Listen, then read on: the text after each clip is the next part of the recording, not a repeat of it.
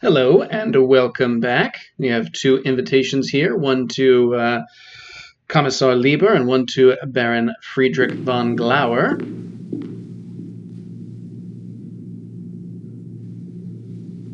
We have advanced 2 months into the future, and we seem to be preparing to present this opera. Let's take a look at the little billfold here. Der Fluch des Engelhart by Richard Wagner, conducted by Herr Klaus Immerding and Herr Georg Immerding. I can't believe we've pulled it off. So Fluch is curse. I don't even know if I pronounced that right, but so it's the Curse of Engelhart. Now, I wouldn't say that this next part is something you absolutely have to hear. I think it adds a good bit to the story and lore. But basically, I'm going to have Gracie read through the general plot of the opera here, and it will help to make some of the scenes later make some sense. But it's also just kind of interesting. So if you are not overly interested, you can jump ahead like 8 or 9 minutes. But maybe at least watch Act 3. It's up to you ultimately. The Curse of Engelhart by Richard Wagner. Act 1. Many years ago in a small German village there lived a young man named Engelhart. Engelhart was a lowly blacksmith's apprentice. He was fair-faced, but by nature gentle and shy.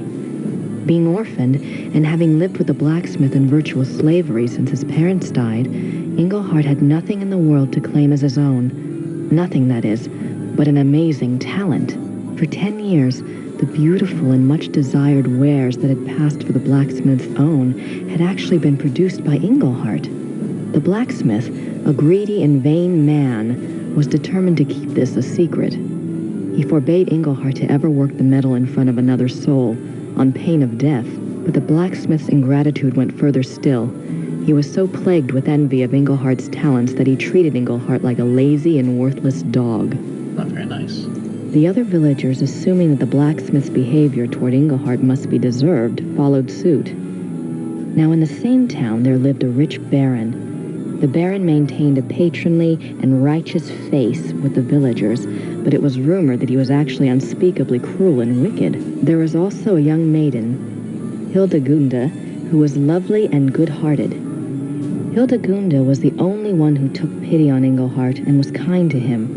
Engelhart loved Hildegunde madly, but was too shy and too penniless to even speak of it. In the first act, we learn that Hildegunde's parents, blinded by the prospective fortune, have betrothed her to the baron. When Hildegunde learns of this, she is terrified and protests that the baron is reputed to be evil, but her parents brush this off as jealous rumors and demand her obedience. Poor Hildegunde is too good to defy her parents' wishes, and so she reluctantly agrees. The baron, with great public ceremony, sends Hildegunde a betrothal gift of a silver jewelry box. Hildegunde, overcome by her fear and anger at the betrothal, casts the jewelry box into the fire. She is immediately remorseful and pulls it out, but it is too late. The delicate silver has been badly marred. Hildegunde fears for her life when she sees the damage. She is afraid the blacksmith would report the damage to the baron, so she approaches Engelhart and begs him to help her. Engelhart thinks of his master's warning, but determines to disregard it for Hildegunde's sake. He melts down the silver and constructs another box even more beautiful than the first. When Hildegunde sees his great artistic skill, she falls in love with him. The two come together in an aria of love, but their bliss is momentary. What about the betrothal? The young couple, knowing the baron will never relinquish his claim, decide to run away. Act 2. Act 2. The baron learns of Hildegunde and Engelhart's disappearance. He is so furious that he hires hunters to track the pair down. Hildegunde and Engelhart are found and arrested. In a public trial, Hildegunde pleads their case in a stirring aria. She tells the townspeople of Engelhart's great skill and his mistreatment by the blacksmith. She tells them Engelhart is good and kind. The blacksmith should be turned out for his evils and Engelhart given the shop. Then she and Engelhart could marry and live in peace with their neighbors. Her parents chose a groom for her, but she begs to be allowed her own choice. It is then the baron's turn to speak. He declares that he has been terribly injured, a victim of a wayward girl. His marriage claim was first, There can be no other. He implies that if the villagers do not help him make it right, he will remove his aid from the village coffers. Then the Baron turns to Engelhart. By the rights of the injured, the Baron announces he is empowered to set a curse. The Baron curses Engelhart with a terrible and ancient malady, that whenever the moon shines in the night, Engelhart will become a marauding wolf. The village is terrified of wolves and has been plagued for many years by a local renegade wolf which has taken the lives of many children. The Baron further declares that because he is merciful, he will still marry Hildegunda, but not until she renounces Engelhart with her own words. Until she does, he will keep her safe from further shame by locking her up in a small room at the top of his house. The villagers naturally side with the Baron. Hildegunda goes to her prison, and Engelhart does indeed become a wolf at night. At first, Engelhart is hated and feared by the villagers. They make the sign of the evil eye at him and will not tolerate his presence in town. But soon, rumors start to circulate about Engelhart the wolf. It seems he is always careful not to harm any human being nor any domestic stock. In fact, he even does some good for the villagers. He scares away bandits and he keeps the renegade wolf at bay. No more children are lost to the fangs of the night. Engelhart's kindness shines through even the dire nature of his curse. Hildegunda, meanwhile, still loves Engelhart as much as ever, whatever curse he might be under, and whatever acts that curse might force him to commit. When she hears of Engelhart's successful mastery of the curse, she dedicates herself to him forever. Hildegunda tells the Baron that she will never renounce Engelhart. The Baron's plan having collapsed before him, having given Engelhart dignity rather than removed it, he flies into a rage. He tells Hildegunda that he will marry her anyway, and on the morrow at that. She will become his wife or her parents' life will be forfeit. And now the part that's particularly pertinent, Act 3. Act 3. The final act begins with the wedding feast for Hildegunda and the Baron. Hildegunda has cooperated due to her fear for her parents' lives, but now that the service is over, she is horrified to find herself that Baron's wife, and is mourning her final separation from Engelhart. After her poignant opening aria, the Baron approaches her and tries to draw her back to the party. He calls for the entertainment, hoping to cheer her up. In strides a traveling show of minstrels. They wear comic costumes and full face paint and immediately proceed to play and juggle for the crowd. One of them, a mime with a tragic frown painted on his face, seems to want to hover near and amuse the bride. She keeps brushing him off, clearly depressed and tearful, and he does his best to make her laugh. After the amusing antics of the minstrel's first song, the tone changes and the minstrel's music grows dark and theatrical. The Baron protests, preferring the comedy, but he's reassured by Hildegunda's father. The minstrels gather in a circle around the frowning minstrel. They whirl around him, and he slowly sinks from sight. The music grows more frantic. Suddenly, the minstrels burst apart like petals, and standing in the center of the room is a wolf. The villagers scream, but Hildegunda cries out that it is Engelhart. The wolf does not attack the crowd. It only lifts its head and begins to howl. The Baron screams at the wolf to stop, and he screams at the villagers to kill the wolf, but they only stare in horror. The Baron pulls his hair and gnashes his teeth. He rises and makes it to the center of the banquet hall, where he falls down in a heap of wedding silk. What emerges from the silk is another wolf. Engelhart has revealed the Baron's terrible secret for all to see. He was the renegade wolf that had terrorized the village. The Baron wolf escapes from the hall through the main archway. Engelhart leaps after him. The villagers rally in a cry of horror and fury. One of the men grabs an axe from the wall and entreats the others to follow. They will stalk and kill the murderous wolf. The villagers storm through the archway. Hildegunda follows. The final scene takes place in the woods outside the village. The villagers hunt the two wolves. They follow the wolf tracks, singing of the apparent ferocity of the battle between the two wolves. Hildegunda answers the men's excitement with her own fear for Engelhart's life. The crowd emerges into a clearing. There, the two wolves are engaged in a final deadly embrace. As they watch, Engelhart triumphs and the Baron wolf sinks to the ground and dies. Unfortunately, Engelhart is mortally wounded. His curse has been broken by the Baron's death, but it is too late. Hildegunda sings her love to him, while the villagers pronounce him a great hero. Engelhart dies, and all mourn in a sorrowful final aria. All right, so yeah, a little bit long, I know, but I think still pretty interesting. Plus, so much of this game has been devoted to kind of uncovering this opera. It'd be a shame never to learn the story. Let's pop in here and see a little scene.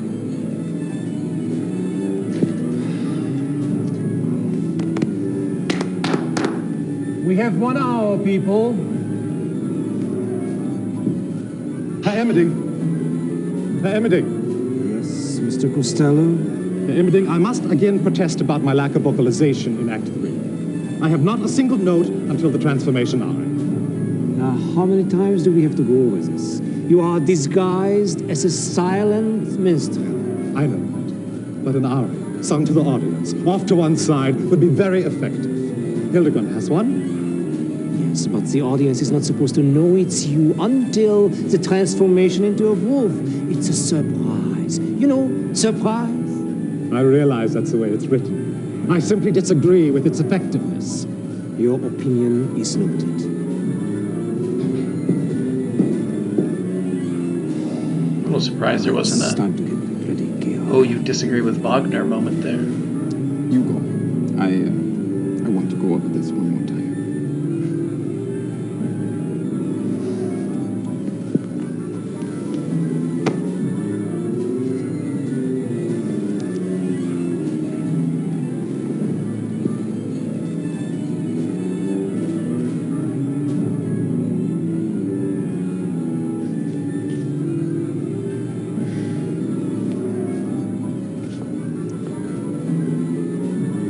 Say a quick hello to Georg.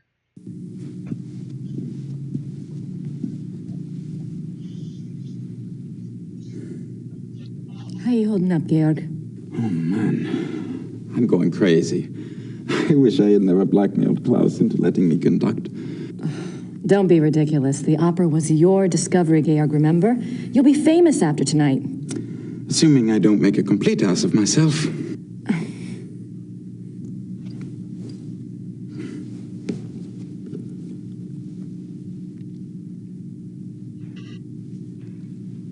All right, now let's get on with the tasks we actually have to complete. So we're going to head into the, I guess, dressing room or our private office, whatever you want to call it.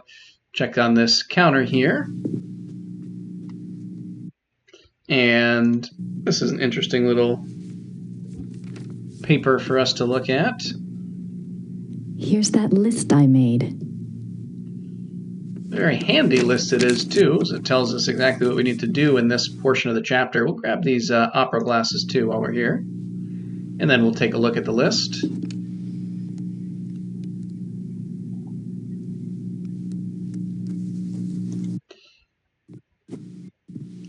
So, what is on this to-do list? We have I made this list of things to do. testing the chandeliers, getting Gabriel back to Rittersburg, warning Georg about a possible distraction, figuring out where VG is von Glauer and Lieber will sit, and then once we figure that out, telling the usher where to seat them. And then we seem to want to get a secondary spotlight put on von Glauer, which Gracie will run herself, and then find a way to trap von Glauer where he is so he can't get away once the spotlight is on. And Gracie wants to set up a meeting with von Lieber to make sure he's armed. Interesting. Let's quickly look at this board here. We're going to grab this seating chart.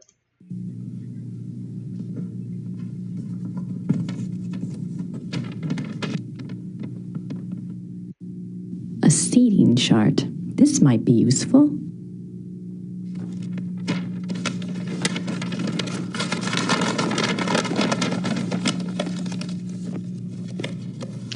These other things I think are just old playbills. Old playbills and schedules. All right, so let's chat with Gabriel quickly.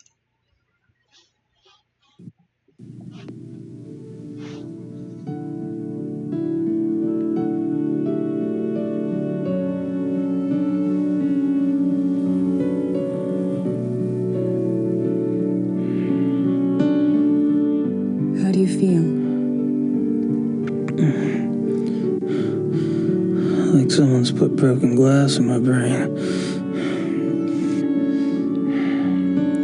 I thought we'd have you back in Rittersburg by now. The Smiths are waiting for you there.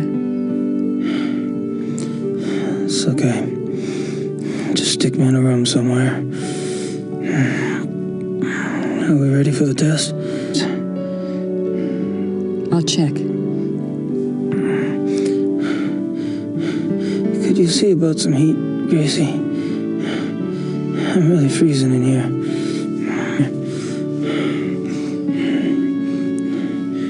Are you cold? Sure. It's cold. I'll see what I can do. Good. You do that.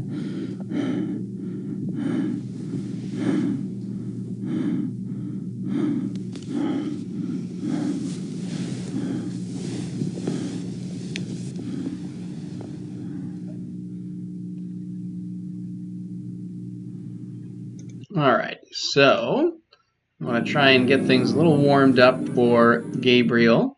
And we need to figure out about testing these chandeliers. Now, there are some people in here working on the chandelier. Let's see if we can chat with them and learn a little more about the test. Herr Silbermeyer, I know you're working as fast as you can, but we're opening in less than an hour. I really need to run through some music once you're done. Why music? They will not fall down. I'm sure they won't, but look, you told me they'd be done by noon. You are lucky that we could even make them in so little time. And then we drive them here special this morning. I know that. I know. You've been great. It's just... Is everything at least going according to the diagram? Yeah, we make it work. What do you mean we make it work? This diagram is not so good. We make changes, yeah? Oh my God. Look, there weren't supposed to be changes.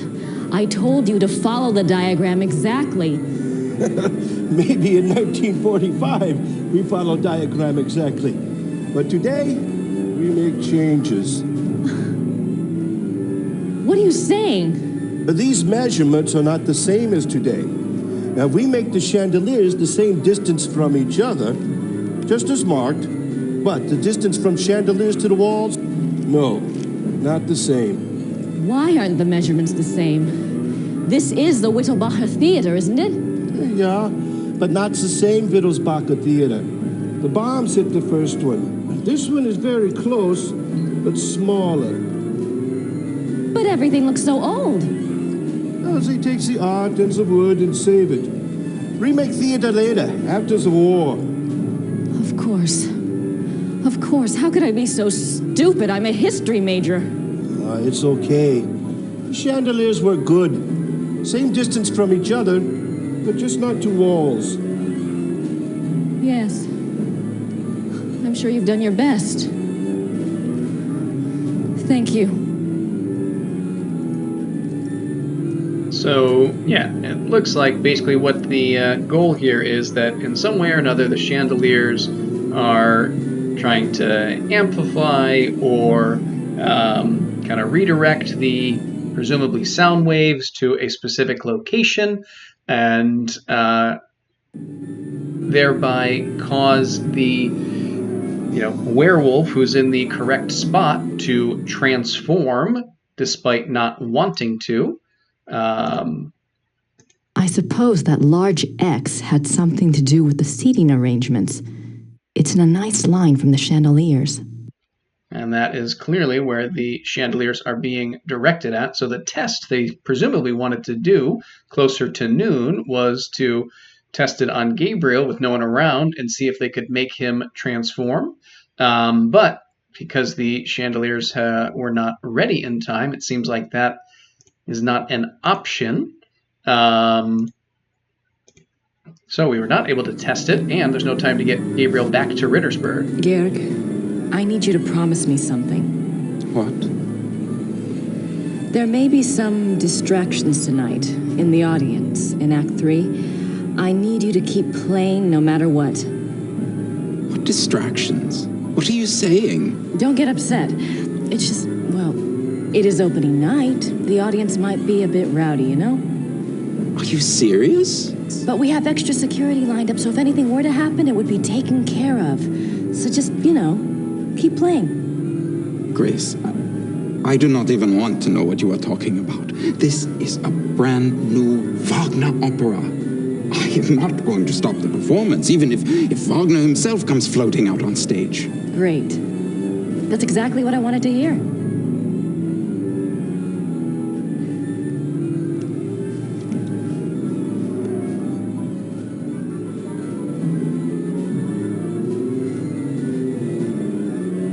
I don't think Georg liked hearing about any potential interruptions, but ultimately it seemed like he wasn't going to let it affect him. So we want to try and warm things up for Gabriel. So let's pop down here and get this furnace running.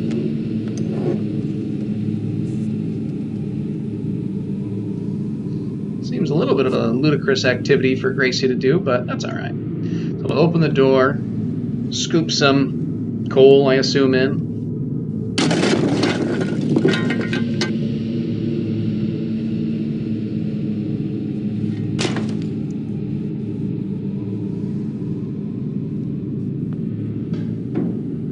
Oh, it's heavily loaded.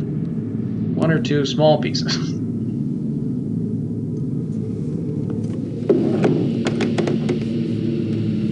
And then we come down here and you can just faintly hear it. Once you click this button, you can just faintly hear the pilot light on.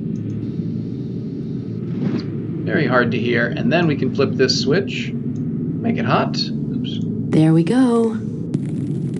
And it's burning nicely. Now, let's... We could do something else first, but let's just go back and talk to Gabriel again.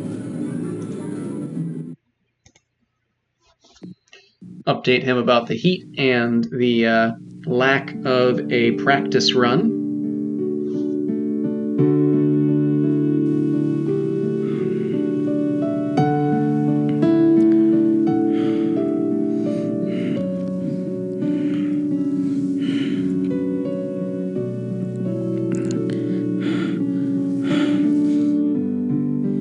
Is it time for the test yet? No.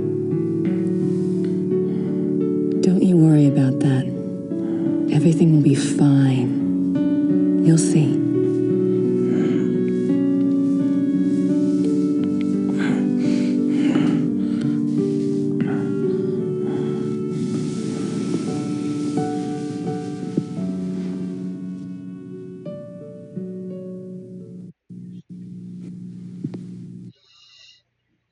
I guess that's about as much as Gabriel can take hearing about for now. So we need to find a place to keep Gabriel, and we're going to run through this basement here, which is going to be more important later, but for now we can just walk through. It's kind of a 3x4 grid, and this is one thing I don't really like. It's very hidden back here, very hard to see, but there's a panel here. And inside is a very important key that we're going to need. Because since we can't get Gabriel to Rittersburg, and we don't know whether or not he's going to be in a location where he will transform, we need to get somewhere safe to keep him, and it's got to be somewhere that can lock. Now, this doesn't actually matter, but it's nice to point out. Cool air's coming in through that vent. It must lead outside. Because it will come up later. But if we look in here, there's a prop room.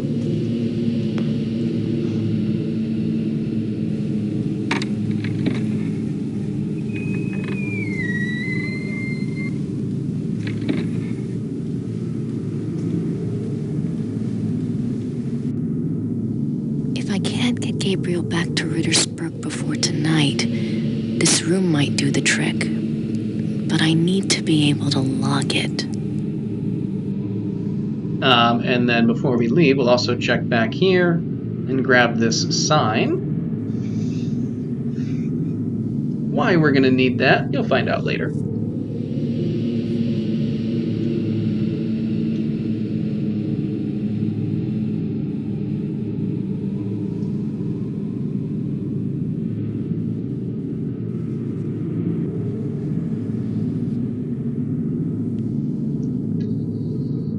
And then as we leave, we do need to test the keys. This is a thing that's easy to forget. I've definitely forgotten to do this before. To make sure they actually lock this door and aren't keys for some other random thing.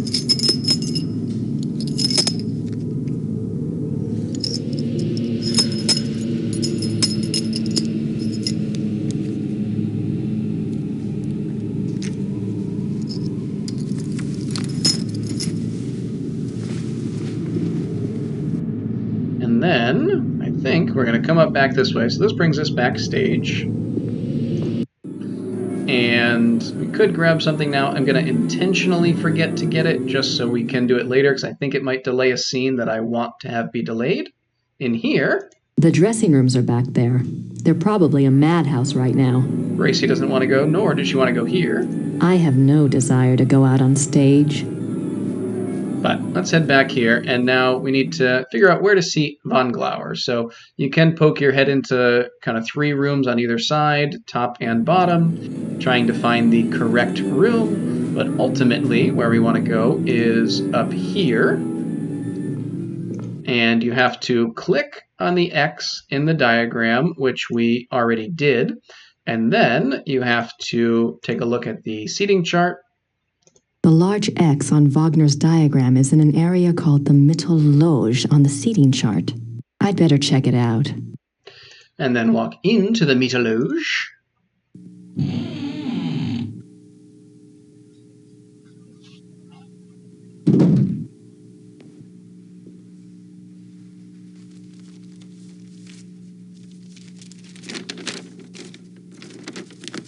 This is definitely the Mittelloge. According to Wagner, Von Glauer gets seated here. Lieber too. Now I just need to find a way to block the doors. All right, so now that we have marked the chart, we can head back out. And I'm actually remembering that we don't need to have skipped the item before, so I'll go grab that now. But first, we're going to hand the seating chart to the head usher. Actually, let's click on him first. He's Paul, the head usher. Just for fun. Paul, Yeah. you're going to see 2 special invitations tonight. One is addressed to a man named Baron von Glauer. The other is Kommissar Lieber. Both will be seated in the Mittelloge. I have it marked here. No problem. Oh, and when Kommissar Lieber arrives, please find me. I need to speak with him before he's seated. Yes, Frau Nakimura. Something tells me that the head usher knows where the prime box seat is, but it's nice to have a chart. So we're going to look back here in this area, and you can't really see it too well, but there's a block of tape here. But what we want is this rope. That rope might come in handy. For some reason, we have to click on it twice. You can see that tape a lot better now, too.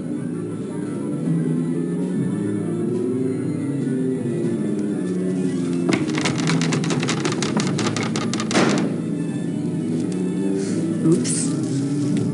I'm sure that didn't matter at all.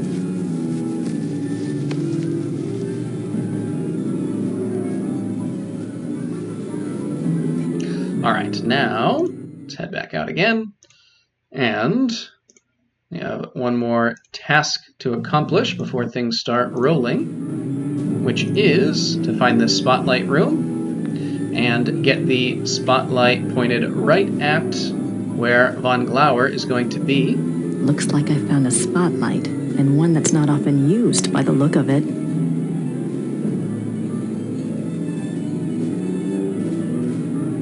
And we can just click here. There's the hot seat. Very good. Now, let's turn the light on.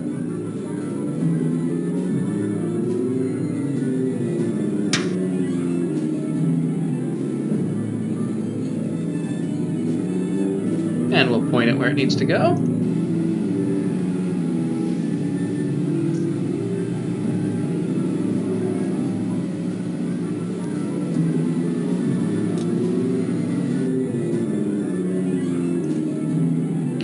game kind of autocorrects it a little bit for us.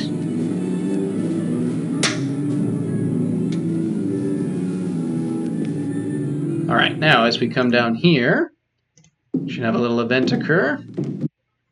Maybe we have to step back this way.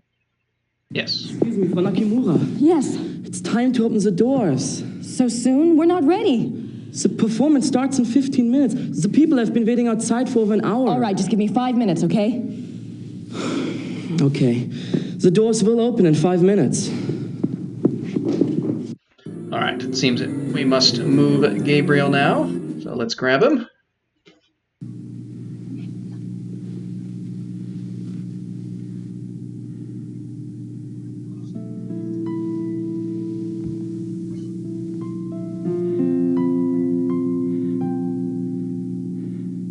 Gabriel, we have to move you now.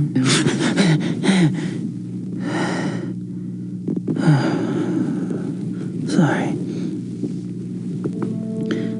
Is it time for the test? No, we don't have time. I found a safe place for you downstairs. You'll be all right there. But the test? It's too late to change anything now, even if we could test it. Come on.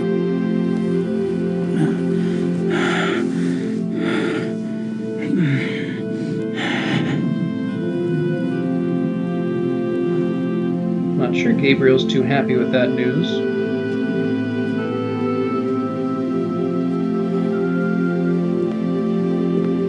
If he's not happy with that, he's really not going to be happy with the next bit of news that Gracie gives him. Does it lock? Plug your ears and you probably won't feel a thing. Yeah, I still wish we'd tested it. We're not going to get another shot, Gracie. Just rest. I'll see you later.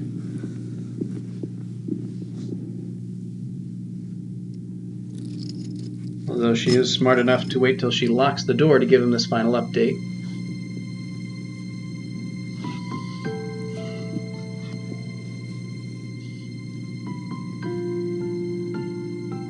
Gabriel, What? I have to tell you something. I screwed up. What are you talking about, Gracie? The chandelier foreman had to change the measurements. It's the theater. It's not the same Whittlbacher theater. It's been rebuilt, and this one is smaller. I'm not sure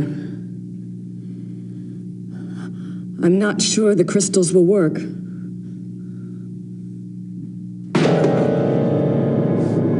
can't believe you did this. God damn you, Gracie! You did it on purpose, didn't you? Gabriel!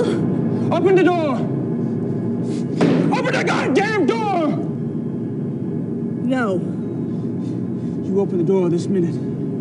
If you can't manage a simple goddamn fucking diagram, I'll take care of things myself! Myself, do you hear me? Open it! I'm sorry. I'll do the best I can. Gracie! Gracie!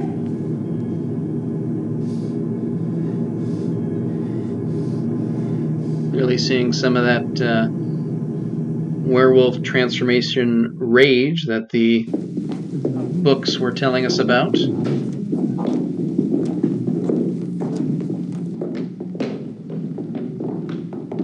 Either that or Gabriel's just a much angrier guy than we thought.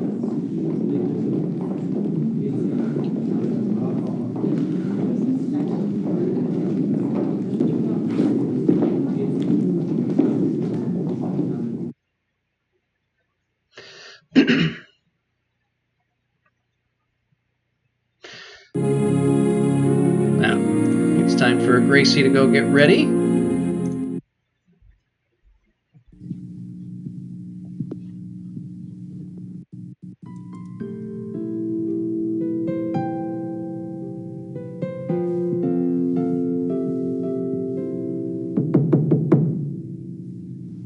Come in.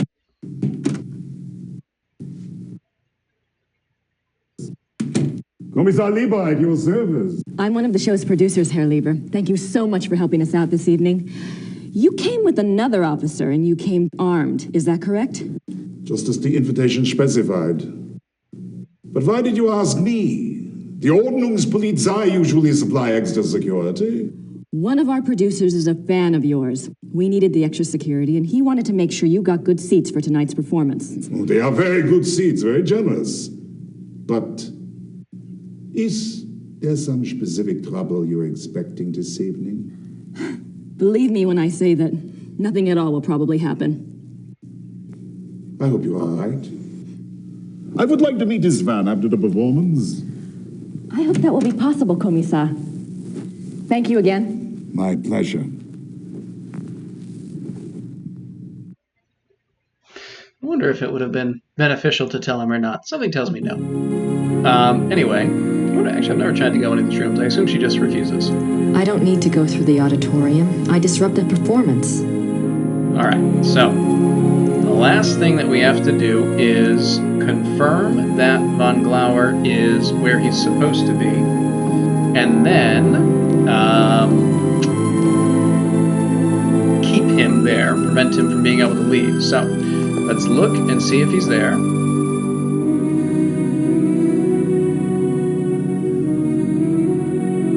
Which we can try and look.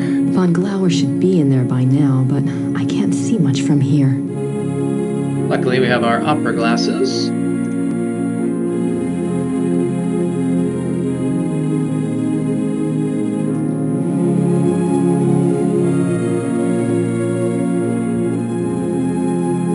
that's Von Glauer.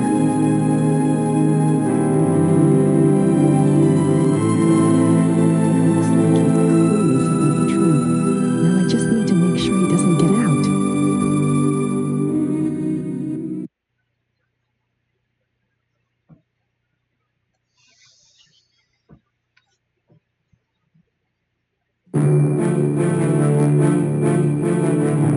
Hang on one second. Alright, sorry about that. So, what we're going to do is tie this door closed.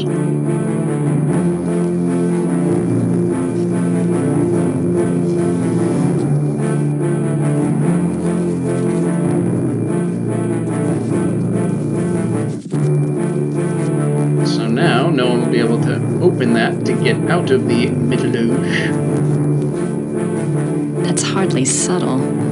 But as Gracie points out, it's fairly obvious. So there's one more thing we're going to do, but immediately afterwards we are again going to end the video pretty quickly, as again there's a fairly rapid transition between this event and where I want to start the next video. So I will preemptively say hopefully you enjoyed, and until next time, see ya.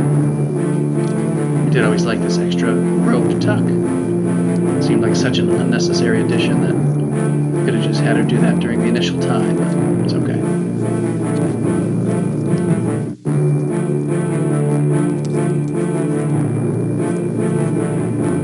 Now it's up to Wagner.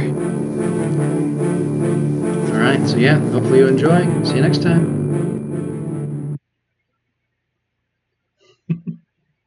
There it is.